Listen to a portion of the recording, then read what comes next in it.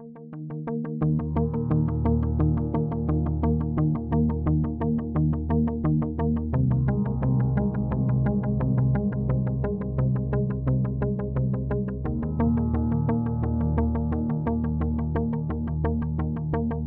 evening, everyone. I'm Jim Ketterer. I am the Dean of International Studies at Bard College, and I am the Director of the Bard Globalization International Affairs Program. And we are very happy to do this event in partnership with the Carnegie Council, which very nicely hosts us once a semester. And very happy that we're here to talk about a timely and interesting topic with Stephen Cook, who is Senior Fellow for Middle East and African Affairs at the Council on Foreign Relations. We're here tonight to talk about a very easy topic, the Middle East, what's going on in the Middle East. And as it turns out, Stephen and I have known each other for a long time. And I was thinking of actually the very first time I met Stephen. It was in the early 90s. And we were graduate students together. You had more hair then. I had a lot more hair then. Couldn't have less. At Johns Hopkins School of Advanced International Studies. And it was our first day of Arabic class, which was going to turn into 2 years of Arabic language boot camp. But the very first day, before we started studying Arabic in this class, they said, well, before we have this class, something important is happening down the street on the south lawn of the White House. And so they wheeled in a TV, back in the days when you would just wheel in a TV, and they showed the famous handshake that was going on, Arafat and Rabin, Bill Clinton, on the south lawn of the White House, which was happening just a few blocks from where we were sitting. And so after this historic event takes place, the TV is turned off and is being wheeled out. Stephen, who I've just met, says, well, now there's nothing left to study. And there was this sense that this was a watershed moment. It was one of those transformative moments that was going to change everything. We know now that it wasn't so transformative.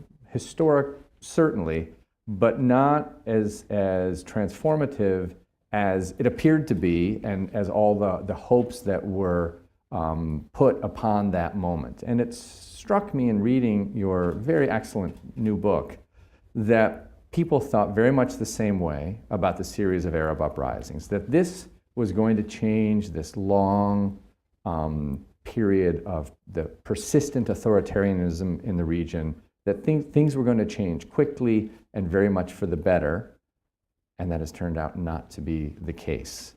So a lot of people have written about what they think happened and what didn't happen. And amidst all of that, I thought you could just, as a starting point, tell us what inspired you to write this book now about this topic. The book came from, I think, two stories that are bookended in the book.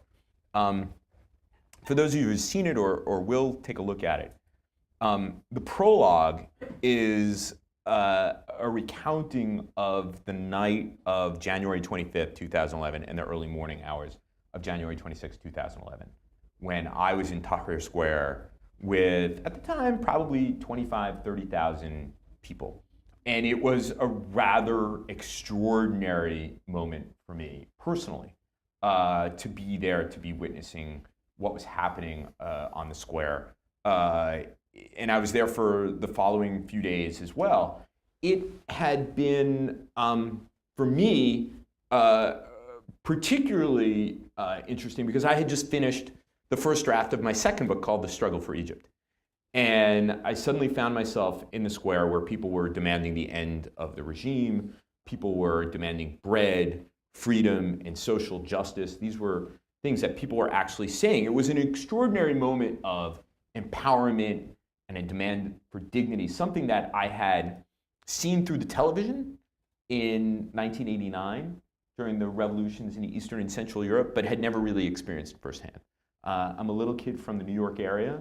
My biggest disappointment in life was getting cut from the JV baseball team when I was in 9th grade. I never really had to fight for anything in my life. And here were people who were about my age, younger even, who were they're demanding freedom. They were demanding a change in government and a fundamental desire to live in a more open and just and democratic society. That really had a profound effect on me, and I hope that comes through, at least in the first part of the book.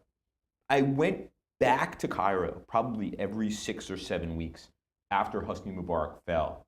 The uprising lasted 18 days. Mubarak was informed that his services were no longer needed on February 11th. And I traveled back and forth every 6 or 7 weeks. It's a wonder. Because I don't really remember my youngest daughter being 2 or 3 years old because I spent most of that time in Egypt. But on one of those trips, 11 months almost to the day later, I was back in Cairo. And this coincided with the first post-Mubarak parliamentary elections. And I was back in Tahrir Square, but had gone through Tahrir Square and was just to the south of it on a street called Qasr al-Aini Street, in front of the Egyptian parliament and the Egyptian cabinet building. And I talk about this in another chapter of the book. And what I recount is not this kind of enormously uplifting, exhilarating scene that I had witnessed and to some extent taken part in January 2011. But 11 months later was another protest, but it was more like a riot. Or it was less like a riot and more like gang warfare, in which the Central Security Forces, this paramilitary police force, military police, traffic police, squared off against Egyptians, young Egyptians, old Egyptians, the shock troops of the revolution, the soccer ultras, which you, I think, are well acquainted with, Jim, from your time in Cairo. And there didn't seem to be a principle involved. It just seemed like payback. These groups had been fighting each other for 11 months, and it was quite violent. People were using parts of the street to fight, picking up the concrete, breaking up the concrete and bricks to fight, Molotov cocktails, buckshot, live gunfire. At one point, an errant Molotov cocktail entered the Institute for Egypt, which has artifacts going back to the 18th century in Egypt. It was quite eye-opening. And instead of hearing chants like bread, freedom, and social justice, or hold up your head, we're Egyptian, I heard death to the field marshal, people literally braying for blood. And I started to think, well, what if this doesn't happen? Our frame of reference and the assumptions that everybody had made when Mubarak fell and before him, Zine al-Abidine Ben Ali in Tunisia had fallen in a month. Gaddafi was driven from Tripoli in August 2011, killed in October 2011. But what if these things didn't work out the way in which everybody had hoped and had expected? And in fact, when you looked at what was going on around the region in December 2011, it was hard to hold on to that moment of wonder that came with being in Tahrir Square and came with Mubarak's fall and came with Ben Ali's fall. Because Egypt was, as I described it, that riot ended up with 12 people dead. And it continued for days afterwards. Libya had already begun to fragment and turn quite violent. Tunisia had tremendously good press at the time, but was neither the success that it was being declared nor was it a failure. And of course, Turkey, my non-Arab case, I felt it was important to include a non-Arab case in it, was at the time that all of this apparent change was happening in the Middle East, Turkey was seen as the model country for the rest of the region. Turks had not only proven that you could become democratic and prosperous, but that they could help guide these countries to democratic soft landings. But of course, what was happening in Turkey at the time in 2011 was a deepening of authoritarian politics in Turkey. So this rather violent riot in front of me, I started thinking about these questions, like, because up until that point, everybody had just assumed that, well, yeah, these are the growing pains that happen after these types of things, but everything will be well. Yeah, I mean, I was one of those people who had great hopes. I mean, I left the U.S., I moved to Egypt. I thought, well, you know, it's taken a while, but finally the Middle East is catching up to what we saw at the end of the Cold War, and this is really the moment. This is the moment to be there. And so I arrived in Cairo a couple months after the revolution, and you could already see some sense that it might not work out so well, but also a lot of effort that was being put in to kind of mythologize the revolution. And so the tension between those two was really quite striking. And then you see the other things happening around the region, and it had this sense that things were really not only not going well, but spinning out of control. That, Hosni Mubarak saying it's either me or chaos seemed rather prophetic fairly soon after I arrived in the middle of 2011.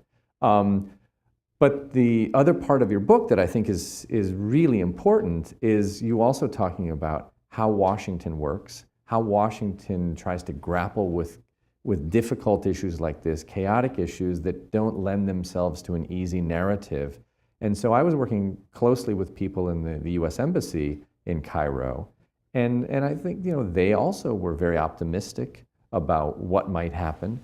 And as things started to unravel, and I think you title one of your chapters, The Unraveling, they appeared to be a little slow to respond.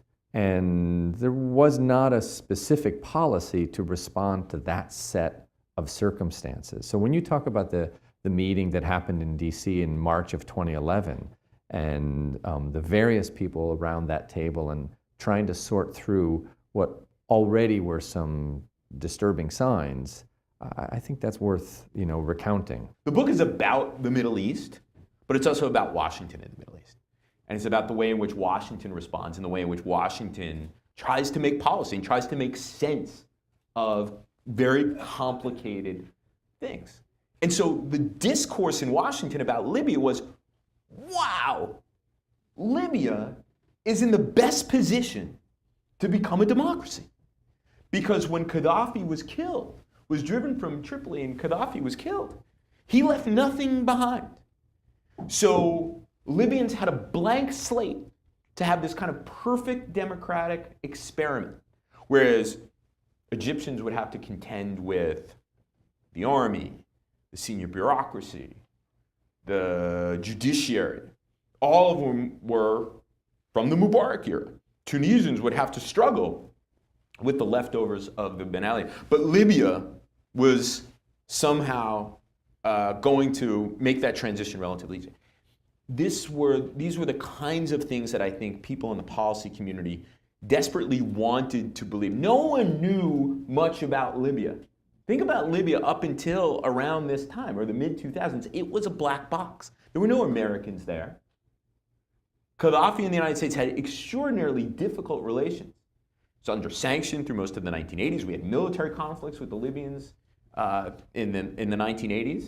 And Libya had only recently opened up. What did we really actually know that much about Libya? Yet we were prepared to believe certain things. And this kind of fashioned our approach. And of course, our frame was the revolutions in Eastern and Central Europe in the late 1980s. So Washington came together. This was a moment, and it came from a good place.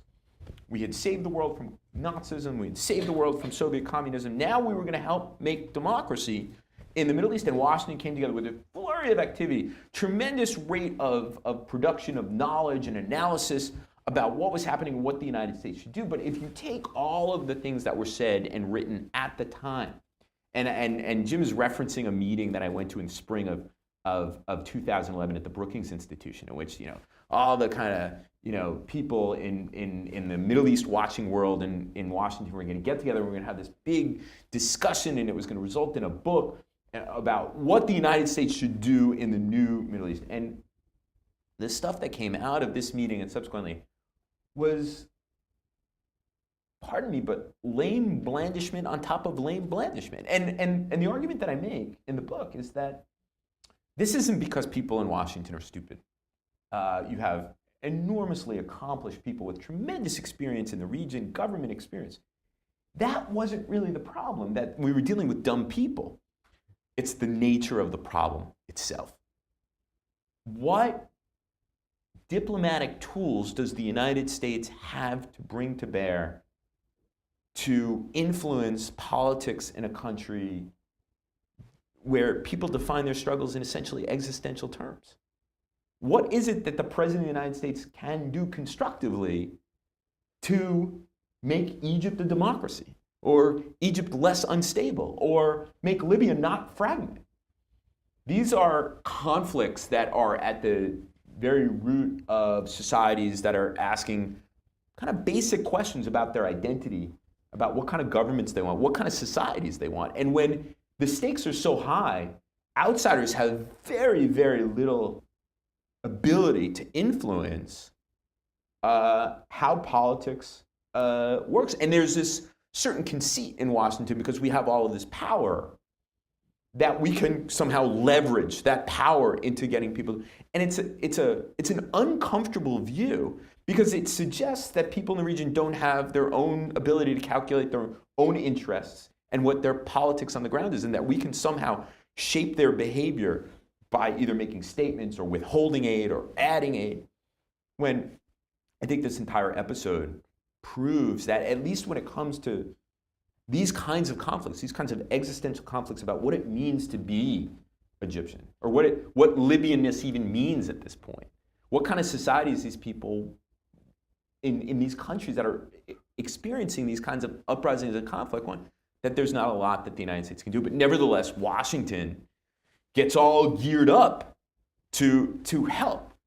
What I found interesting when I was out there in Egypt during these same years is that the kinds of things that the U.S. government normally does in these circumstances, now we can argue about whether it's the appropriate thing to do or whether they were done well, weren't really happening. So it was actually in the George W. Bush administration, so before these uprisings, that we saw a host of the kind of U.S. Agency for International Development, democracy promotion programs, institution building, capacity building programs in places like Morocco, Lebanon, Jordan. I know these programs well because I ran some of them.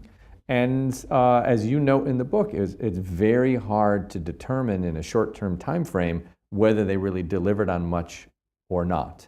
That's certainly a fair criticism of them. But given the lack of institutions in many of the countries that were now very much in need of institutions, it seemed to me that there was a lot of scrambling around, but not a lot of interest in drawing upon the tools that the U.S. government had developed during the Clinton administration and the George W. Bush administration that had some relevance to this. There seemed to be a certain amount of paralysis. I think there was a certain high principle involved in this paralysis, believe it or not. And I'm gonna discuss the Obama administration. This is not a political statement. It's just an observation of what happened at the time. And look at two Obama speeches. The first one, his big Cairo speech in June 2009. It was called A New Beginning. This was the big speech to the Muslim world. Obama listed 10 priorities for the United States in the Middle East. I think if George W. Bush had been giving that speech, democracy would have been number one. For Obama, it was number 7, but it was caveated. He said, democracy would be great. If you all become democracies and you want my help, I'm here to help you. It was not anything that he was going to put. It was, and in this accident of history, that this all happened while he was the president. I mean, he had been cool to the idea of democracy promotion. One of my friends who worked for him said, you have to understand he's a realist, but he feels bad about it, so that's why you get some of the things that you get. Then, after the uprisings, in the spring of 2011, in May of 2011, Obama gave a speech at the State Department, his big Arab Spring speech, in which he said, and I'm paraphrasing, he said, we need to look at what's happened in the Middle East with humility without abdicating our values. Now, we can discuss whether he abdicated our values or not. I tend to think that he did. That was the realist part of him. But when he said, we need to look upon it with what's happened with humility, the administration made a decision that we had been tarnished, especially in a place like Egypt, because we had enabled authoritarianism over the course of many, many years, well beyond Mubarak's almost 30 years in office. and that we will accommodate ourselves to outcomes that Egyptians themselves make. We will not try to reverse, we will not try to influence, we will not try to direct. Had through the kind of crises, the ebbs and flows of crises in Egypt, in Tunisia, Libya, wherever, Turkey, had the United States kept to and articulated tolerance, nonviolence, the equal application of law, and held each one of these leaders or would-be leaders to their own publicly articulated principles, we would have been in a much better situation. It would not have changed the outcome whatsoever. But when Mohamed Morsi issued decrees in November 2012, this is the Muslim Brotherhood president of Egypt, placing himself above the law, and we were silent because the day before Morsi had helped hammer out a ceasefire between Hamas and Israel, that lends Egyptians to believe that there is a hidden hand and that we are back to just stability. When quite obviously a coup d'etat happens and we refuse to call it a coup d'etat for a variety of, I think, important reasons, the other half of Egypt that supports Mohamed Morsi believes that the United States engineered the coup. When the Turkish government, the model, engages in repression that is on par with or even exceeds those of recently deposed Arab dictators, and we're utterly silent about it, what are people to believe? That the United States supports this kind of thing. So I think that we ended up in the absolute worst position in the region by saying we will accommodate ourselves to the outcomes that people in the region themselves make, but then remaining silent about our values. I think USAID, the Middle East Partnership Initiative, all this entire infrastructure of promoting democracy in the region could have been extraordinarily active and coherent and so on, and we still would have had these problems. So values and interests coming together, you argue that, this might have been a time, or we might be at a time now where we need to really rethink what are American interests in the region. They've been in place for many decades. Do we really need to maintain them in the same way that we have maintained them? Do you have any sense that we're getting closer to that conversation, or have we missed that opportunity? Let me put it this way, I'm going to say something very controversial. I think what President Trump said in Riyadh in May about the era of the United States telling people how to live, how to arrange their societies, and that they should live with some approximation of the way we live, is over. I don't think that was necessarily a bad thing. Not because I'm opposed to democracy, not because I support authoritarians, but because after this episode, after it's become clear that we have very, very little ability to alter the politics in these countries, that it would be harmful to American interests to continue to do those kinds of things. So now where I differ from the president, and of course it's not the only thing that I differ from the president, is that his gutting of the foreign affairs budget. You talked about USAID and these democracy and governance programs, and we've had long conversations with this over many years. And my view is that we should get back to the basics, both in our kind of broadly we thinking about the Middle East, and when we think about the missions of organizations like USAID. So to me, Abdel Fattah Sisi, Recep Tayyip Erdogan, even Beji Sepsi, the alleged democratic leader of Tunisia, aren't much interested in democracy and good governance programs. The Moroccans, the Jordanians, they're very good at writing these grant applications and extracting this reform-minded money, but it hasn't really changed things. Maybe it's a 50-year project, and I'm being unfair. But it seems to me that if we go back to what USAID used to do, which is actual development work, rural electrification, potable water, public health, education, that international exchanges, Fulbright, et cetera. Those kinds of things, I think, over a longer period of time, are more helpful to your average person in the Middle East than good governance conferences with Egyptian governors at the Four Seasons Nile Plaza. Because if you know anything about Egyptian governors, they're retired military officers or police officers that have a very different view of what good governance is than what we believe to be good governance. And so it's sort of like we're wasting money when we could be contributing to the health, wealth, and education of populations that may, over a long period of time, produce fundamental kind of change. What is it that's important to the United States in the Middle East? Basically three things. The free flow of energy resources out of the region, helping to ensure Israeli security, making sure no other country dominates the region other than the United States. You can add counterproliferation and counterterrorism to those things as well, but I think those three big ones are the things. Now maybe they're not as important as they once were, and maybe it deserves a national debate, a national conversation about whether those are really our goals. I have my doubts, though, that in our current situation of political dysfunction, that we can have a productive national conversation about what's important to us. So the default is what we have been doing for a long time. A long time. Yeah, those have been the interests. Well, that's a good note to end on. I'd like to thank Joel Rosenthal and everyone here at the Carnegie Council for being such wonderful hosts. Thank you all very much for coming this evening.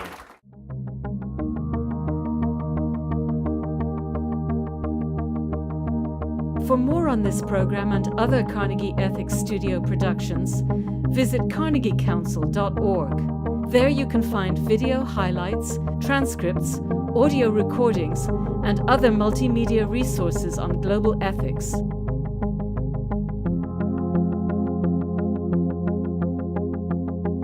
This program is made possible by the Carnegie Ethics Studio and viewers like you.